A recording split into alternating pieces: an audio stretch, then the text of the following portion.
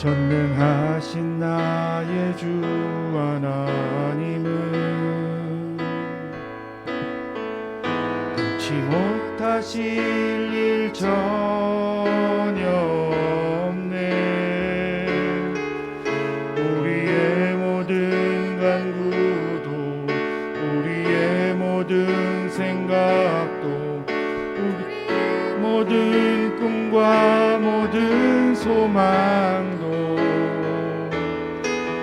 신실하신 나의 주 하나님은 우리의 모든 괴로움 바꿀 수 있네. 불가능한 일 행하시고 죽은 자를 일으키시니 그를 이길 자 아무도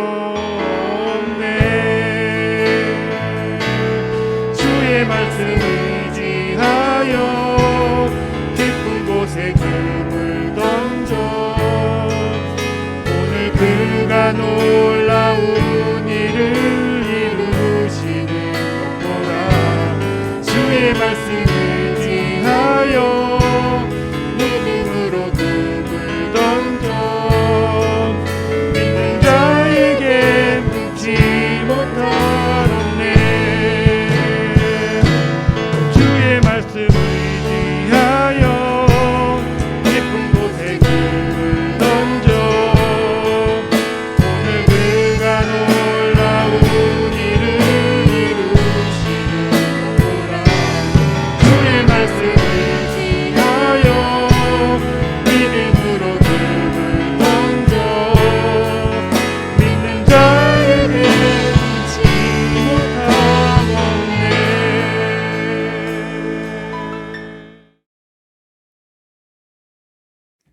우시야 왕이 죽던 해에 내가 본즉 주께서 높이 들린 보좌에 앉으셨는데 그의 옷자락은 성전에 가득하였고 스랍들이 모시고 섰는데 각기 6날개가 있어 그 둘로는 자기의 얼굴을 가리었고 그 둘로는 자기의 발을 가리었고 그 둘로는 날며 서로 불러 이르되 거룩하다 거룩하다 거룩하다 만군의 여호와여 그의 영광이 온 땅에 충만하도다 하더라.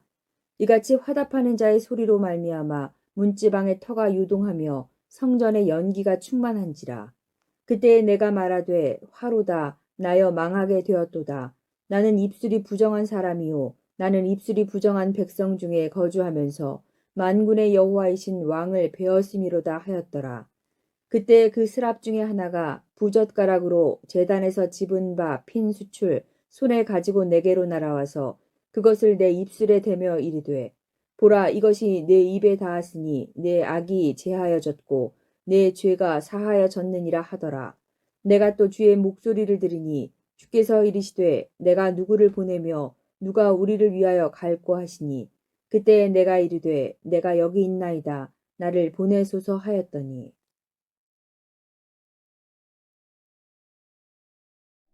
하나님의 은혜와 자비가 온라인 수요 영성 집회에 모인 더불어 숲의 모든 성도님들과 함께하길 빕니다.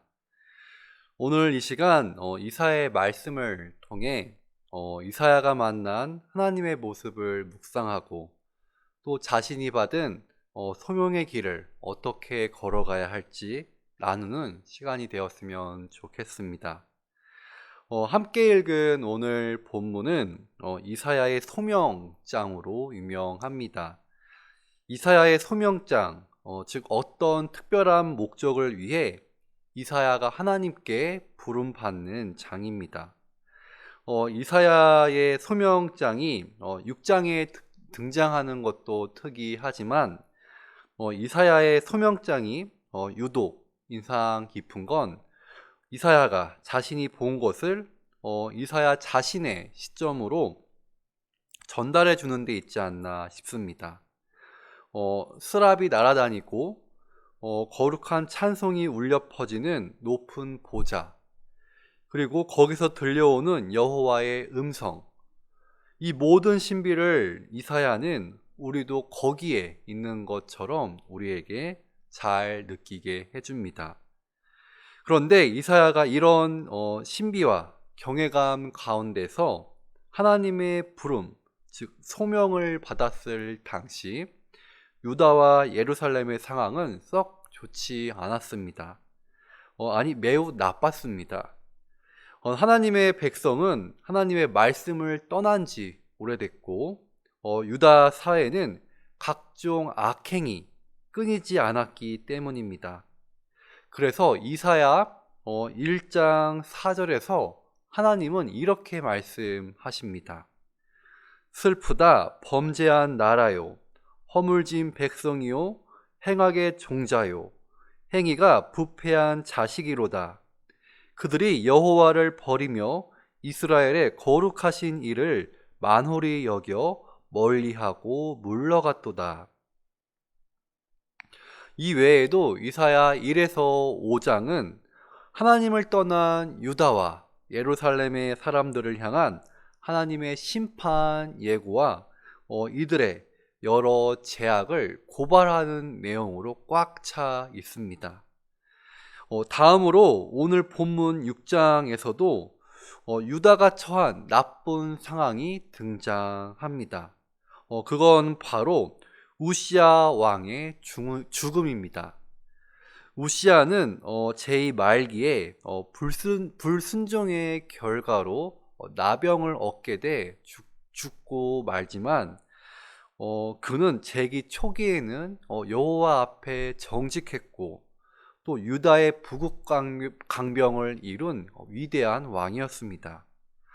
이런 우시야의 죽음은 남유다 사람들에게 정치적으로 큰 상실감을 가져왔을 겁니다. 이렇듯 유다 왕국이 매우 혼란하고 불안정한 시기에 이사야는 성전에서 하나님께서 주신 환상을 체험하게 된 겁니다. 그런데 이사야가 경험한 환상은 단순한 신비 체험이 아니었습니다. 하나님께서는 환상 속에서 이사야에게 유다의 죄악을 직면하게 하시고 유다의 회복을 위해 나서도록 만드십니다. 그리고 하나님은 이사야에게 온 이스라엘이 참으로 의지하고 두려워해야 하는 만군의 왕이 누구인지 알려줍니다. 이런 면에서 이사야의 소명장에는 이스라엘의 현실과 미래가 반영되어 있다고 볼 수 있습니다. 그렇다면 이사야가 환상 중에 유다의 죄악을 직면하게 된 건 어떤 이유 때문이었을지 한번 보면 좋겠습니다. 그건 바로 거룩한 주의 보좌에 가득 찬 여호와의 영광 때문이었습니다. 성경에서 하나님의 현현, 그러니까 하나님의 나타나심은 사람에게 두려움을 가져다 줍니다. 이렇듯 오늘 본문에서도 하나님의 영광은 이사야를 재판장 앞에 선 사람처럼 만듭니다. 이사야는 이런 상황 속에서 자신의 죄악을 먼저 고백합니다. 그 다음으로 이사야는 자기 민족을 돌아보며 자기 또한 죄악 가운데 있는 유다 사람 중 한 명이라고 고백합니다. 그분의 영광이 이사야에게 여호와의 공의로움을 강하게 느끼게 한 겁니다. 그런데 여기서 놓치지 말아야 할 이사야의 고백이 하나 더 있습니다. 그건 바로 이사야가 여호와를 만군의 왕이라고 고백한 것입니다. 이 고백은 당시 국제 정세 상황 속에서 볼 때 또 다른 의미를 지니게 됩니다. 우선 남유다는 큰 리더십을 잃은 상태였습니다. 그리고 팔레스타인 북쪽에는 아수르의 디글랏 빌레셋 왕이 남쪽으로의 세력을 확장하고 있었을 때였습니다.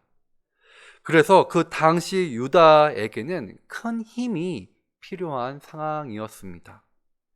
이와 같은 때에 이사야는 주의 백성이 참으로 의지해야 할 분, 그리고 잊지 말아야 할 분이 다름 아닌 여호와이시라는 걸 깨달아 다시금 고백했던 것입니다. 그렇다고 여호와께서 이사야에게 자신의 영광과 위엄만 보이신 건 아닙니다. 여호와께서는 절망하는 이사야에게 스랍을 보내 이사야의 부정함을 정화해 주십니다. 이는 구약에서나 지금이나 우리가 하나님과 함께 하기 위해선 하나님의 은혜가 선재해야 한다는 것을 알려줍니다. 그리고 여호와께서는 묻습니다. 내가 누구를 보내며 누가 우리를 위하여 갈꼬? 여호와는 자신의 은혜를 잊지 않는 이를 이렇게 찾으십니다.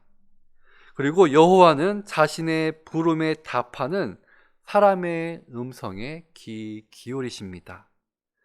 이사야는 하나님의 부름에 내가 여기 있나이다, 나를 보내소서라고 답했습니다.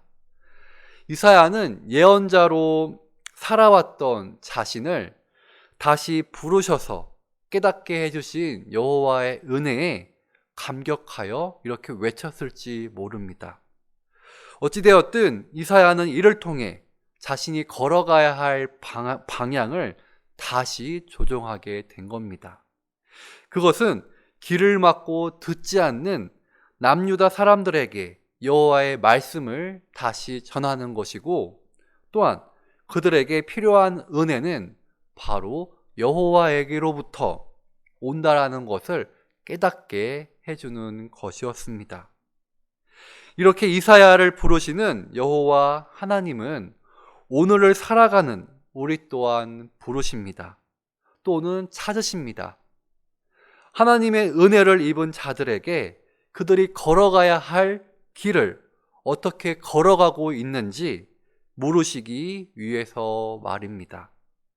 물론 이와 같은 여호와의 음성은 그 길을 완전히 떠나버린 이들에게는 들리지 않을 겁니다.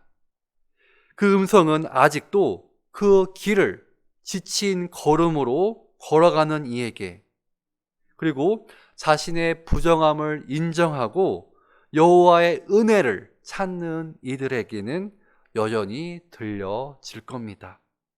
그때 우리는 뭐라고 대답해야 할까요? 우리의 대답은 이사야와의 것과 조금 다를 수 있을 겁니다. 단 같아야 할 게 있다면 하나님, 제가 여기 있습니다 하고 답하는 것일 겁니다. 그리고 그 대화는, 그 뒤의 답변은 사람마다 달라질 수 있을 겁니다. 하나님, 저 여기 있습니다. 저를 도와주세요. 하나님, 제가 여기 있습니다. 제가 이 믿음의 여정을 걸어가는 길을 포기하지 않게 해주십시오. 등등 말입니다. 물론 우리는 하나님 나라의 복음이, 그리고 하나님 나라의 하나님의 공의가, 하나님의 사랑이 필요한 곳에 자신을 보내달라고도 할 수 있을 겁니다. 우리가 이렇게 답할 때 하나님은 우리의 음성에 귀 기울이실 겁니다. 이제 한 여성을 소개하고 말씀을 마무리하려 합니다. 모르신 분들도 계시겠지만 러시아 반전 시위가 시위가 이렇게 일어나고 있는 중에 찍힌 사진이 있었는데, 그 중에는 77세의 어떤 한 할머니도 있었습니다. 그녀의 이름은 오시포바이고, 오시포아는 2002년 모스크바의 한 극장에서 체첸 반군에 의해 잡힌 180여 명의 인질들이 러시아 군의 무력 진압으로 사망하는 사건에 충격받아 평화 시위를 시작했다고 합니다. 그년이 현재까지 무려 20년 가까이 러시아의 상트페테르부르크에서 반전 시위에 나서고 있다고 합니다. 그리고 이러한 50 포화를 사람들은 평화의 할머니라고 별명 지어 부른다고 합니다. 예수님을 따랐던 이들에게도 붙여진 이름이 있습니다. 맞습니다. 다 알고 계시듯이 그리스도인입니다. 이사야가 자신의 소명을 하나님의 은혜 가운데서 포기하지 않았듯이 더습의 성도님들도 하나님의 은혜 가운데서 그리스도인으로 살아가는 이 여정을 잘 마치시기를 바라겠습니다. 그 가운데 우리의 소명을 또 이루어가는 그러한 은혜가, 또 그 소명의 열매를 맺어가는 그러한 은혜가 있기를 간절히 바라겠습니다. 그럼 이 시간 함께 기도하며 나아가겠습니다. 기도하겠습니다.